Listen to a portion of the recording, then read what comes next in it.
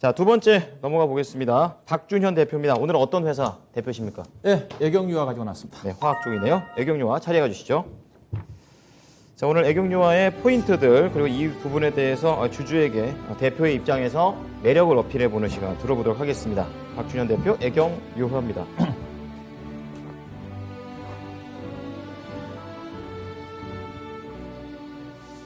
예, 자, 오늘 제가 일일 대표로 가지고 나온 종목은 애경유화입니다.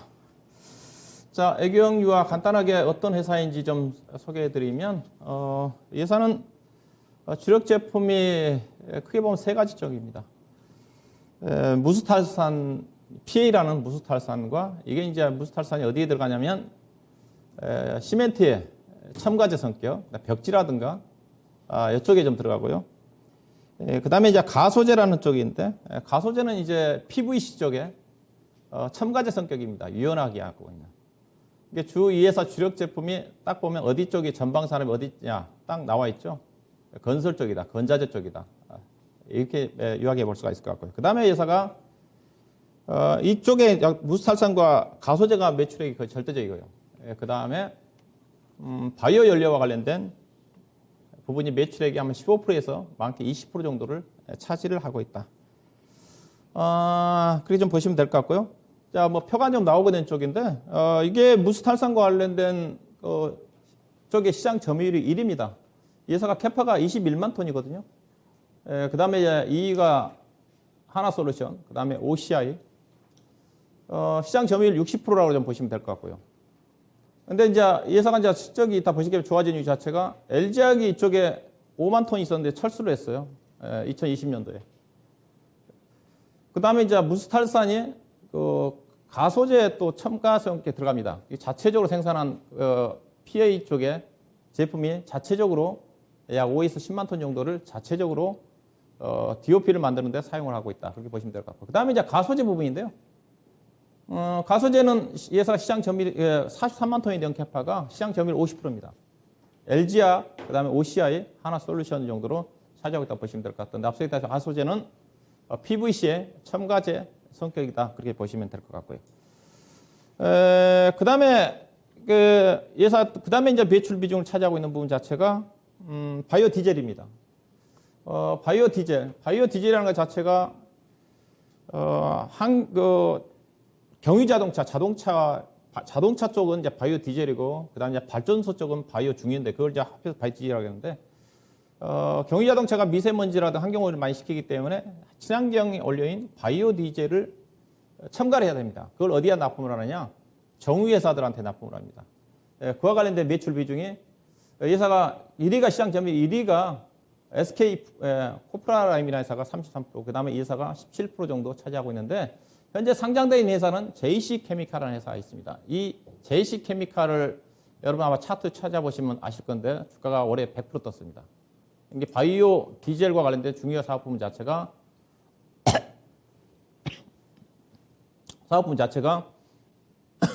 벌레가 들어왔습니다. 네. 자, 지금 오늘 애경유화와 관련돼서 박준현 대표가 이 설명을 좀 해주시고 계시는데요. 지금 전체적인 회사에 대한 소개로서 이 전체적 사업 부문 쪽에서는 이 무스프탈산과 관련돼서 긍정적인 생산 능력에 대해서 소개를 해주고 계십니다. 또한 지금 현재는 이제 국내 바이오 디젤과 관련된 시장 점유율에 대해서 좀 말씀을 해주시고 계시는데요. 추가적인 내용 들어보도록 하겠습니다. 예, 됐습니다. 예. 바이오 첨가비율 자체가 우리 이제 상향 조대하다 보니까 관련 회사들의 실적이 급격히 좋아지고 있다. 이 회사에 관련된 매출 자체는 약 15%에서 20% 정도 차지하고 있다. 그렇게 보시면 될 것 같고요. 그 다음에 회사가 기타 부분이 한 15%, 20% 정도 되는데, 태양광과 2차 전지 음극재 사업에 참여를 하고 있다. 그 다음에 회사의 전체 매출액의 한 60%는 내수고요. 40% 정도는 수출인데, 수출이 주로 인도 쪽입니다. 근데 이따 좀 말씀드리겠지만 인도 쪽에 코로나 때문에 부진함에도 불구하고 올해 실적이 대폭적으로 좋아졌다는 거죠. 이 부분을 좀 보시면 될 것 같고요. 그 다음에 이제 대주주는 AK홀딩스고 지분이 한 49% 정도 되는데, 그 다음에 최근에 이슈가 그룹 화학 계열사 AK컴텍, 애경화학 등을 포함해가지고 3사를 합병해서 애경케미칼 회사로 11월 달에 출범하겠다. 최근에 나온 공시라고 좀 보시면 될 것 같고요. 자, 그렇다면 이 종목을 왜 여러분들한테 주주로서 여러분들 제가 소개시켜 드리고 싶은지 추천 포인트를 좀 말씀 좀 드리면, 자, 먼저 화학업종 하게 되면 지금 가장 먼저 염두에 되는 그 고민스러운 부분 자체가 실적 피크아웃이십니다. 화학업종 가장 지금 여러 업종들이 얘기가 나오고 있지만은 가장 제가 보기에도 실적 피크아웃이 가장 부각되고 있는 쪽 화학업종이에요. 자, 보시다시피 전반적으로 화학업종은 제가 보기엔 안 좋습니다. 화학업종 갖고 계신 분들 롯데케미칼이라든가 대한유화라든가, 대한유화는 최근 뭐 2차 전지 때문에 주가가 나쁘진 않지만은 전반적으로 안 좋습니다. 이유 때문이라고 봐야 되겠죠. NCC협회를 주기 위해서 지금 스프레드 마진 자체가 거의 바닥입니다. 제가 보기에도 이쪽 NCC 업계는 저는 고점을 찍었다고 보고 있는 쪽이에요. 자, 그러면 애경유화는 어떠냐? 이게 화학업종도 다 같은 화학업종이 피크아웃 이슈가 아니라는 거죠. 자, 다음 표를 보시게 되게 되면, 자, 애경유화의 주력 제품이 앞서 얘기했다시피 무수탈산인 PA와 DOP라는 가소제라고 했습니다. 자, 최근에 제품 가격이 이쪽에 중소형 일부 틈새 장치에 강세를 보이고 있는 가격 강세가 있는 쪽이 있습니다. 이쪽에 애경유화의 주력 제품인 PA라든가 가소제 사업 부분, 그 다음에 알킬벤전, 이수화학의 주력 제품이죠. 그것도 지금 거의 고점입니다. 그쪽은 강세라는 거죠. 그 다음에 PVC도 나쁘지가 않습니다. 예사 전방산의 PVC라고 했었죠. 상대적으로 가장 안 좋은 쪽이 범용 쪽에 LDP라든가 HDP라든가 중심으로 한 그 합성 수지 쪽에 상당히 안 좋다. 그 주력 제품을 만든 회사가 대표적으로 롯데케미칼이라든가 그들 회사들은요. 이들 회사들은 나쁘지가 않다. 이런 부분 좀 보시면 될 것 같고, 최근에도 거의 가격 강세는 강세다. 자, 그 다음에 표를 좀 보시게 되게 되면, 그 다음에 부분 자체가 이제 매출액의 현재는 15%에서 20% 차지하고 있는 바이오 디젤 사업 부분입니다.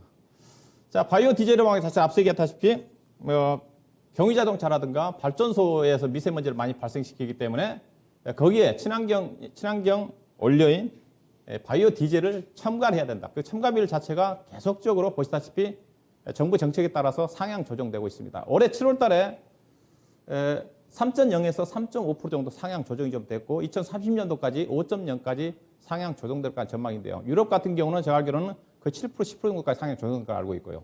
이게 친환경이 요즘 대세이기 때문에. 그래서 제가 오늘 이거 애경유화의 포인트 자체는 이따 이게 좀 친환경입니다. 친환경. 제가 요즘 관심 자체는 친환경이거든요. 친환경 관련된 회사가 친환경 사업을 추구하는 그런 회사다. 그런 까지 보시면 될 것 같은데, 비율은 3.5%, 0.5%밖에 상향이 아니지만 실제로는 캐파상으로서는 전체 수요의 약 이 회사 매출액의 거의 20% 정도까지 증가되는 그런 어떤 영향을 미친다.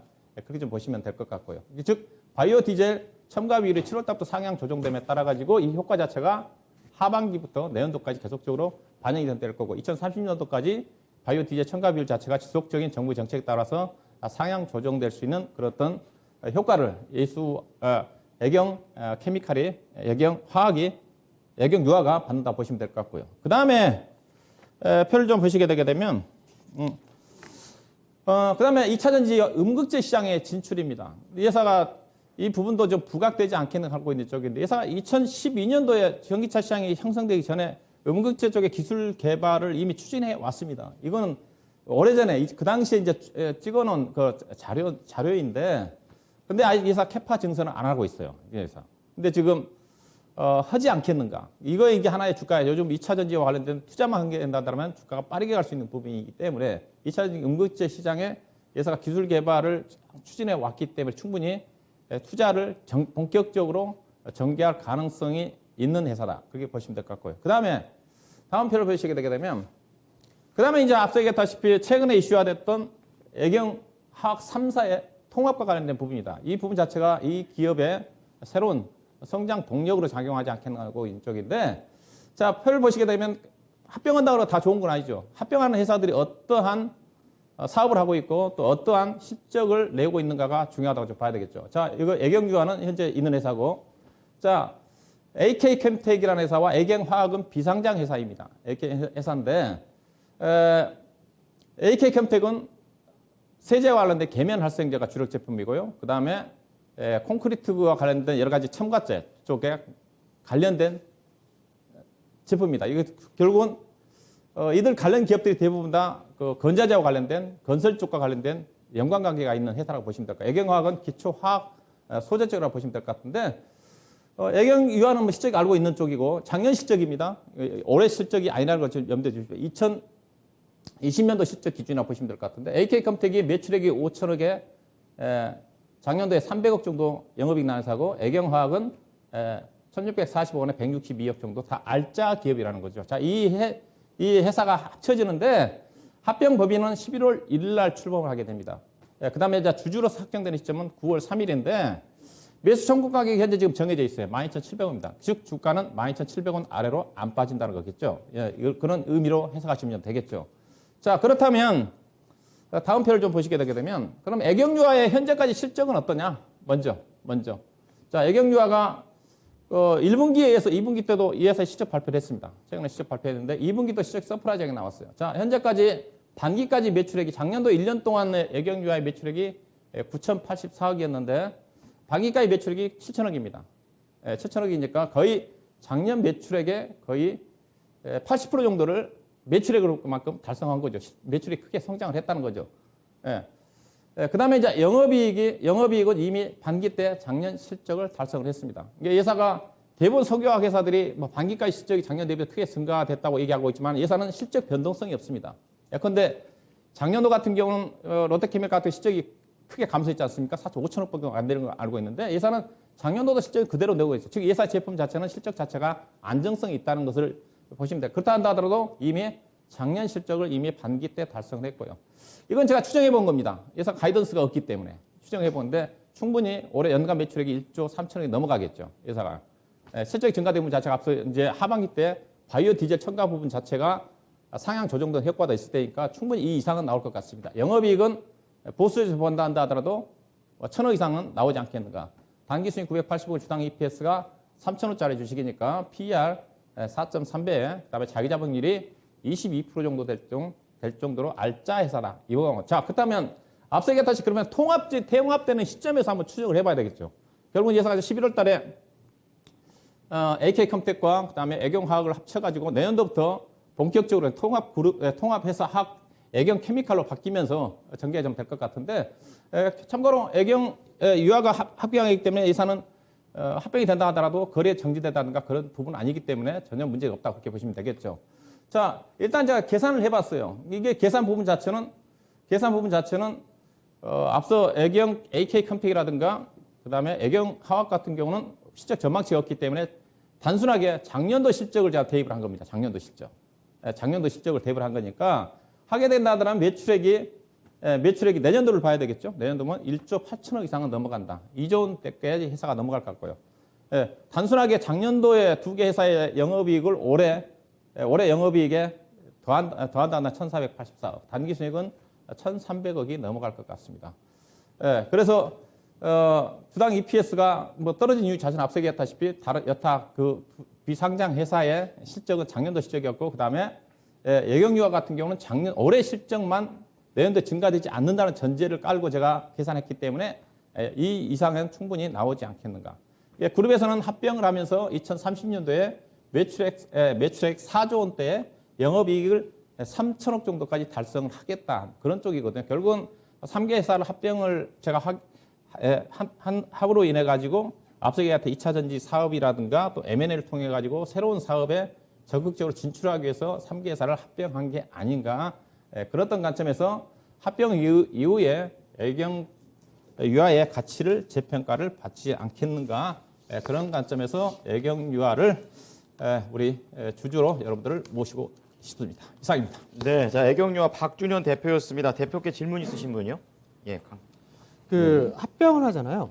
네. 합병을 할 때 이제 애경유아는 그대로 있고 이제 합병을 해가지고 회사명이 바뀌어가지고 이제 다시 이제 거래가 될 텐데 뭐 중간에 거래 정지되는 거 없이. 네, 그렇죠. 그러면 자회사들을 합병하게 될 경우 합병 비율이 다 있는데 네, 그럼 그렇게 될 경우 시가총액이 어떻게 되죠? 시가총액이 현재 애경유아의 시가총액이 4천억 정도 됩니다. 이제 발행 주식수가 몇 주가 늘어나냐면 1,600만 주가 늘어납니다. 제가 조금 전에 합병 비율은 제가 설명 안 해드렸었는데 밑에 적어놓기만 했는데 이게 실질적으로 신주 발행이 되는 쪽은 1,660만 주 보시면 됩니다. 그러면 현재 애경유아 발행 주식수하고 1,660만 주를 더하게 되면 합치게 되면 시가총액이 6,400억 정도가 된다고 보시면 됩니다. 자, 6,400억인데 예사가 연간 영업이익이 1,400억 난다. 그러면 밸류가 나오죠. 예. 이게 예사의 발행 주식수는 크게 증가되지 않는데 매출액 증가와 함께 충분히 즉 예경유아의 가치를 희석되지 않는 선에서 합병이 진행이 된다. 그렇게 보시면 됩니다. 그래서 아까 그럼 표를 잠깐 애경유아의 1분기하고 2분기 실적하고 내년 전망 이거 표를 잠깐 보여주시면은 그러면은 실제로 이제 추가적으로 주식수가 늘어나면서 시가총액이 늘어나고 그렇게 되면은 주당 순이익이라든지 퍼가 저게 안 맞는 거 아닌가요? 아니죠. 이거는 아니고 자 이거 그러니까 EPS라든지 퍼와 지금 현재 애경유아 시가총액하고 예상되는 순이익 합산을 하신 거에 대해서 표를 만드신 건데 그렇게 따지면은 이제 매출의 증가가 크게 늘어난다 되고 영업이익 증가도 나오긴 하지만 실질적으로 주식수가 그만큼 증가를 하기 때문에 순이익 자체나 퍼 자체가 지금 너무나 지금 저평가이긴 한데 아까 설명하셨던 너무나 극단적인 저평가 쪽으로는 안 가지 않나요? 다음 표를 보여주시면 이 표는 아니거든요. 자, 이 표를 네. 아까 얘기했다시피 이걸 가지고 얘기하시는데 이 실적은 제가 앞서 얘기했다시피 2020년도에 비상장 회사인 AK 캠텍과 그다음에 애경화학의 실적을 단순하게 더한 거라고 했습니다. 즉 올해 실적은 당연히 다른 기업들이 다 좋기 때문에 여기에 플러스가 되겠죠. 제가 이건 아주 보수적이라고 저는 생각을 해요. 왜? 작년도 실적이기 때문에 올해 실적들이 다 기업들이 석유화학 회사들이 다 좋지 않습니까? 그러면 당연히 이 실적이 이 영업이익이 단순하게 300억 정도만 들어간 거잖아요. 두 개의 합친 것 자체가. 애경유아가 올해 실적 내년도 실적 변동이 없다는 전제하에 그러면 단기 순이익이 1,350원 아니라 최소한 1,500원 이상 나와서 작년도 주당 EPS 3,000원 이상은 나온다. 자, 2,787원은 작년도 실적을 근거로 하기 때문에 충분히 더 상향될 가능성이 있다는 걸 제가 말씀드렸기 때문에 그렇게 생각하시면 될 것 같습니다. 네, 다음 분이요. 예, 그 주식 매수 청구권 행사 기간이 10월 20일이라고 나와 있는데요. 이게 그 12,700원, 12,726원이죠. 네. 그러니까 뭐 이게 합병에 만약 주가가 빠지면 이제 합병 반대한다고 해갖고 그 가격 이제 받으면 되니까 근데 주식 매수 청구권이 주식 매수 청구권이 행사되는 그 기간에 보통 보면요.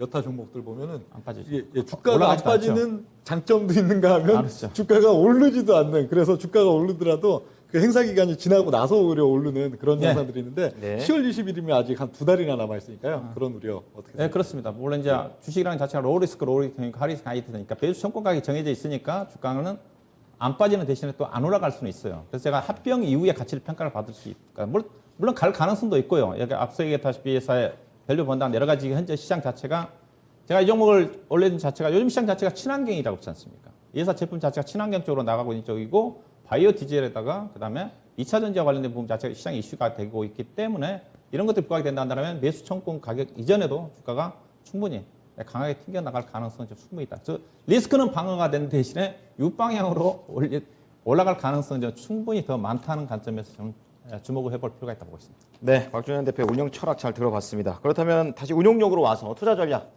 들어보겠습니다. 네, 뭐 매수 청권 가격이 12,800원이니까 13,000원대 정도 현재 가격 때 사야 되겠죠. 사야 될 것 같고요. 일단은 뭐 기본적으로 기업명 자체는 2만 원 이상은 넘어갈 것 같은데요. 일단 단기적으로 18,000원, 2만 원 이상까지 목표 주가를 염두에 두시고 접근하시면 될 것 같습니다. 손절가는요? 손절 가격은 한 11,500원도 전후를 손절로 보시면 될 것 같습니다. 네, 애경유화 안건을 마무리하겠습니다. 네, 자리에 들어와 주시죠.